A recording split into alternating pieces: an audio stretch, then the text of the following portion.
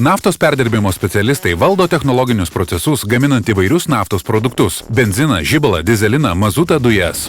Jie išmano organinę chemiją, naftos perdirbimo procesus, technologinių įrengimų ir aparatų valdymo principus. Prižiūri ir eksploatuoja naftos perdirbimo įrenginius, organizuoja jų remontą. Naftos perdirbimo specialistai gali dirbti naftos perdirbimo gamyklose, naftos terminaluose. Esu Edvardas, man 19 metų. Domiuosi matematiką, fiziką, ekonomiką. Žaidžiu tinklinį ir krepšinį. Noriu studijuoti verslo vadybą ir dirbti nekilnojamo turto srityje. Esu Paulius, man 18 metų, patinka istorijos, geografijos ir matematikos pamokos. Laisvalaikiu sportuoju. Norėčiau studijuoti uosto logistiką ir dirbti krovinių pervežimo srityje.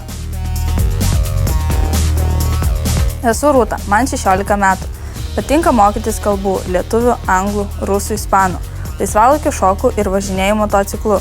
Noriu būti gide ir apkeliauti aplink pasaulį.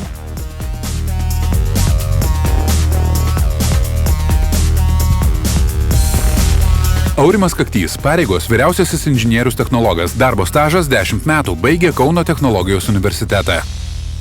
Mūsų yra inžinierių grupė, 12 inžinierių ir gamykla yra didelė, jeigu matėte, ir mes esam pasiskirstę, kuruojam tam tikrus įrenginius. Kiekvienas žmogus turi savo įrenginius, mes privalom tus įrenginius geriausiai išmanyti, būti specialistais.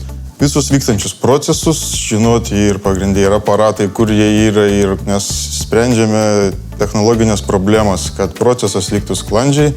Pagal instrukcijas kreipiasi viršininkai, sako, šitas procesas, man atrodo, kad galėtumėm daryti taip ar kitaip. Mes tikrinam tas idėjas ir patys kūrėm idėjas ir tikrinam.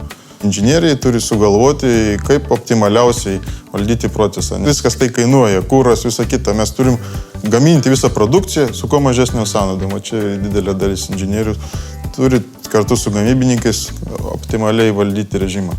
Turi tam tikrą laikotarpį, per kurį turi padaryti tam tikrus darbus ir nesvarbu jų eiliškumas. Tai, manau, labai įdomu ir tau yra atvira sfera kūrybai. Žmogus domisi to, kas vyksta, jisai ne tik viską planuoja, bet jisai pats ir prižiūri tą darbą.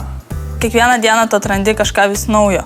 Ir vis tiek kažką naujo vis atrasdamas, tu padedi savo įmonei. Kompiuteris yra priemonė, yra programos, sakyta, kas kitaip fiziškai nepačiupinės, bet yra schemos, yra tu nagrinėjai ir schemas ant stalo pasidėjęs ir visa kita.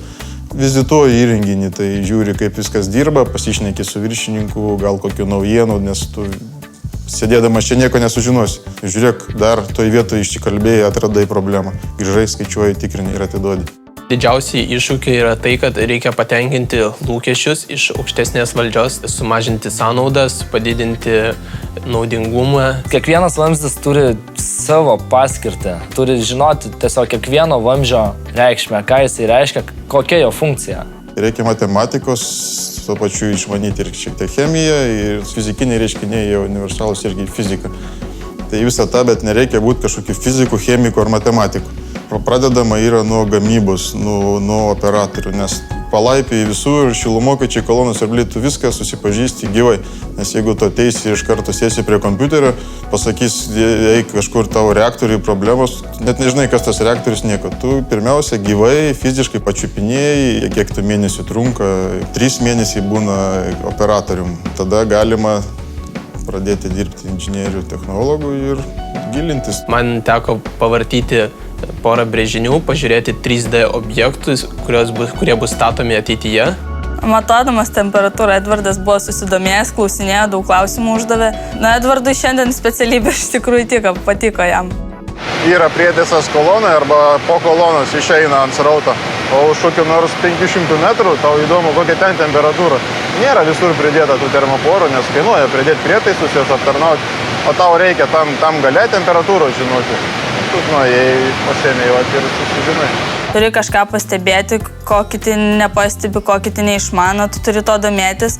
Tu turi taikyti su technologijomis, su naujovėmis ir manau, kad tai praturtina darbo įdomumą. Kiekvienoje vietoje kažką galima padaryti, kad galutiniam rezultate atsiliepia finansiškai. Kažkur kitas rautą atsukai, nukreipia į tą siurblį išjungi ir taupai 100 000 ar žiūrint, kiek jis elektros naudoja. Čia yra tos idėjos, mes sunku jas atrasti, kur nieko nereikia. Kitos idėjos kainuoja, bet irgi yra, kur labai greit atsiperka. Pastebėjai, kad jeigu šitą viškį investavus ar kažkur liniją į tą įpjovus iš tos vietos ten užsukus, susitaupo, vėl kažką gali išjungti. Tai vat kryptis pas mus dabar yra gerinti energetinį indeksą. Tai yra, mes perdirbam tą patį kiekį, bet išleisti tam pinigų norim, kiek galim kiekvienais metais mažiau. Žmogus turi turėti atsakomybės jausmą, turi gerai orientuotis situacijose. Tai yra tikrai komandinis darbas, nes vienas žmogus negali suvaldyti visų naftos įrenginių. Inžinierius technologas tai specialistas. Jis yra samdomas darbuotojas, jis ne vadovas, jis specialistas. Jis dirba toje vietoje, parduoda savo sugebėjimus, žinias ir į atominės elektrinės, ir išvažiavę dirbti Sicilijoje, ir į Afriką gamyklas. Jeigu tu jo tapai, tu jau turi patirtį, tu esi vertinamas, tu tikrai turi žinių, kurių reikės vienai kitai kompanijai. Ten, kur technologija, kur įrengimai, kur vyksta cheminiai procesai, o procesai cheminiai visur vyksta, fizikiniai, tai tu visur to gali save atrasti.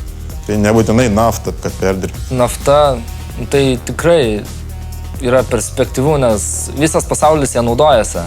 Ir jeigu tau čia nepatiks, tave lengvai priims į kitą įmonę, kur bus mažesnis technologijos, kur bus žymiai lengviau suprasti viską. Šiandien mums tik abstrakčiai labai paaiškino viską, bet pasakodamas sudomino ne tik mane, bet ir Paulių ir Edvardą.